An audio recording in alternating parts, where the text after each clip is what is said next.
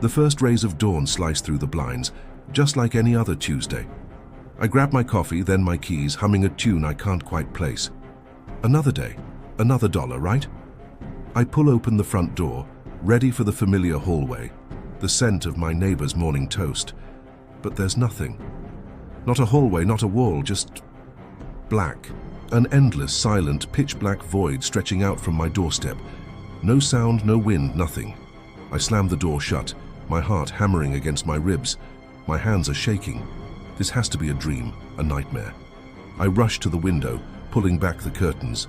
The city skyline, the sprawling streets, the morning sky, it's all gone. Replaced by a dim, colorless emptiness. It's not just black.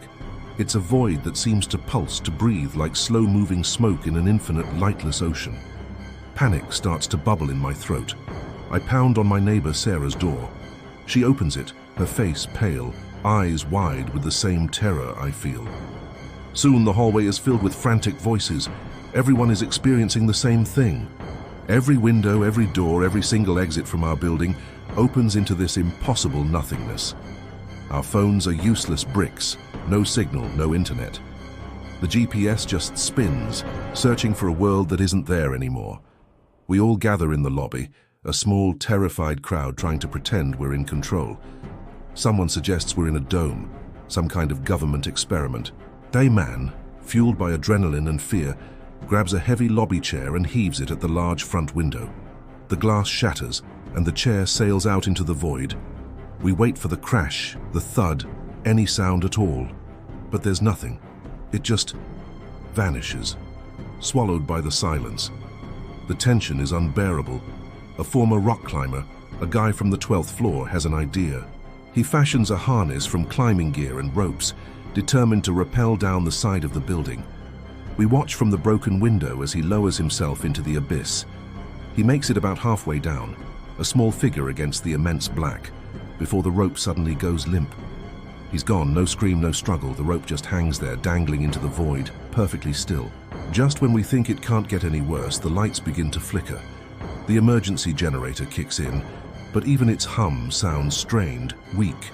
The power dims, then brightens, then dims again, as if something outside is siphoning our energy.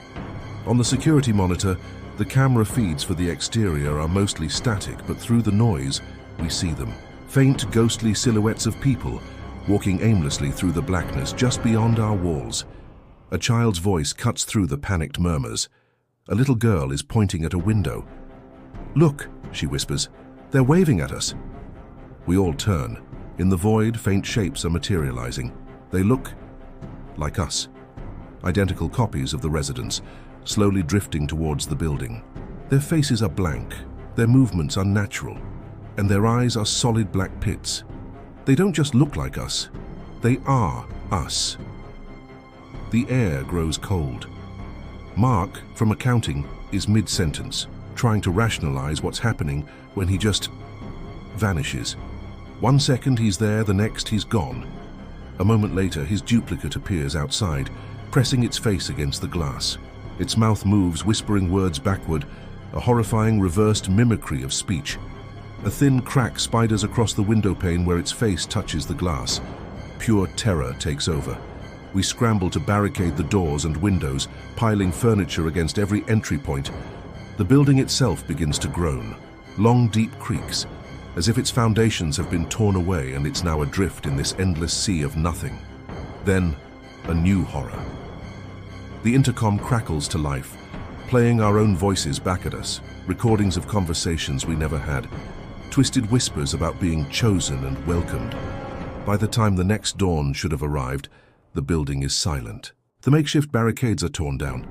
The lobby is empty. Only the faint, persistent hiss of static remains, echoing in the hollow space. Through a shattered window, the view is no longer just a void. Now, drifting in the silent, black emptiness, are dozens, maybe hundreds of identical apartment buildings, each a solitary island in the darkness. When the world disappears, it is not the end. It is the beginning of what has been watching from the dark.